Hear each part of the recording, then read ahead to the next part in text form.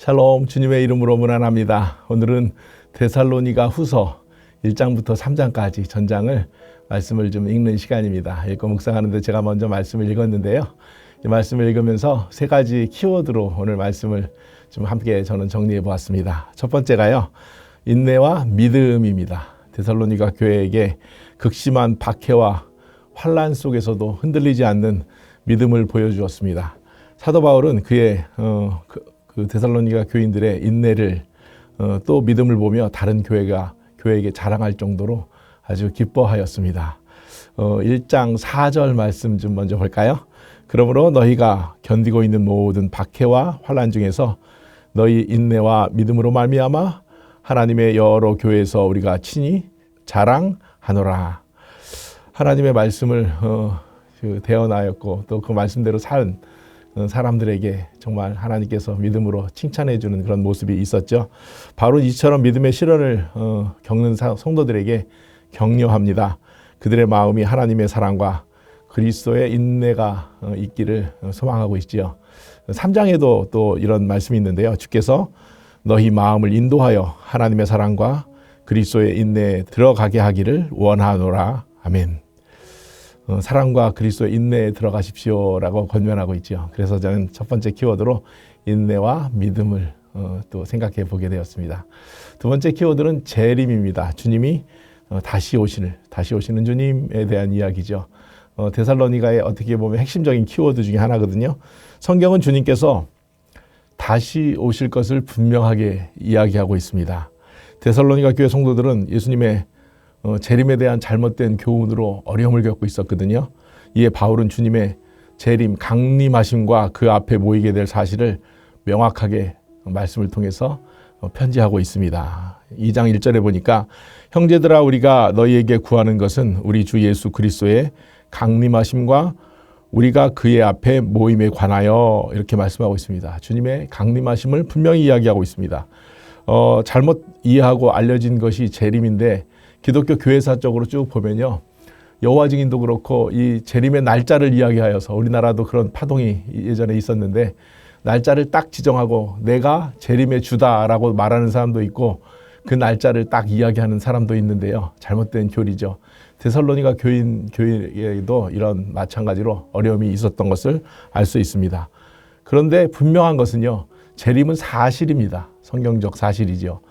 예수님은 어떤 분이신가 이렇게 질문할 때 그리스도의 여러 가지 교리와 가르침이 있는데 교단마다 있는데요.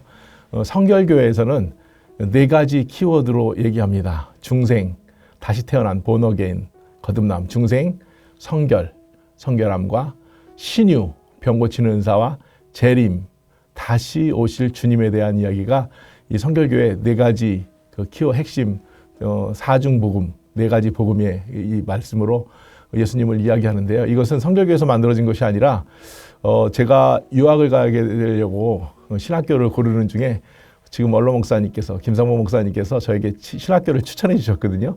뉴욕에 있는 학교인데요. 그 학교를 100여 년 전에 설립했던 미션 스쿨로 설립했던 신학교가 하나 있는데요. 그 학교에 만드신 분이 그 A.B. 심슨 목사님이라고 계세요. 이분이 일반 목회를 하셨다가 나중에 선교사를 파송하는 또한 신학교까지 세우는 일을 하셨는데요. 거기서 예수님에 대해서 4가지로 설명했는데 여기서 재림의 주에 대한 이야기를 하거든요. 첫 번째가 우리 구주 그리스도, 예수님은 우리의 세이비어, 구원자십니다. 두 번째가요, 우리를 성결케 하시는 그리스도, 그것은 Christ our sanctifier, 우리 sanctification이라고 말하죠. 성결케 하시는. 또 세 번째가 우리의 치료자 되시는 하나님, 예수님, Christ our healer, 치료자.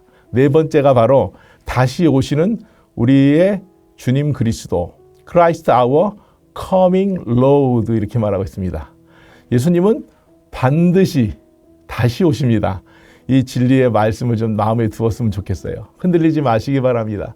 분명한 사실입니다. 이단들이 잘못되게 설파하여도 예수님은 분명한 것은 초림처럼 재림의 주로 이 땅에 오시는 것을 우리는 기억해야 됩니다. 데살로니가 후서를 보면서 저는 세 번째가 선한 삶입니다. 신앙생활은 성실한 삶을 이어가는 것입니다. 진정한 신앙생활은 단순한 믿음에 그치는 것이 아니고 그 믿음을 삶 속에서 성실하게 실천해 가는 것입니다.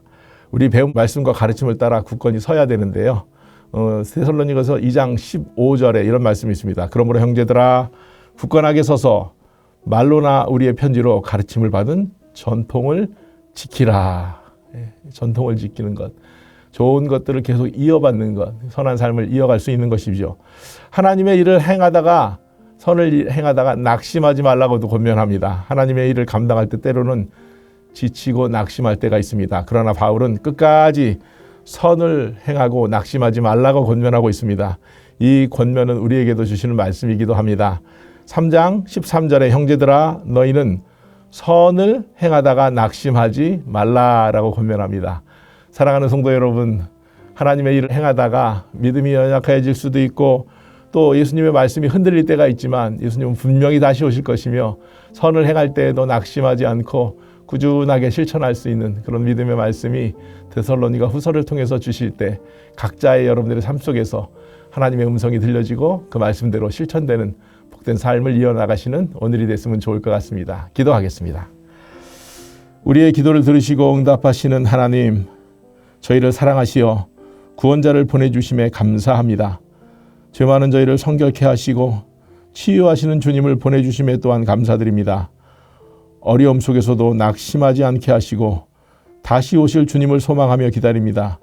인내와 믿음으로 선한 일을 행하는 삶을 살아가도록 저희를 온전히 인도하여 주옵소서. 예수님의 이름으로 기도합니다. 아멘.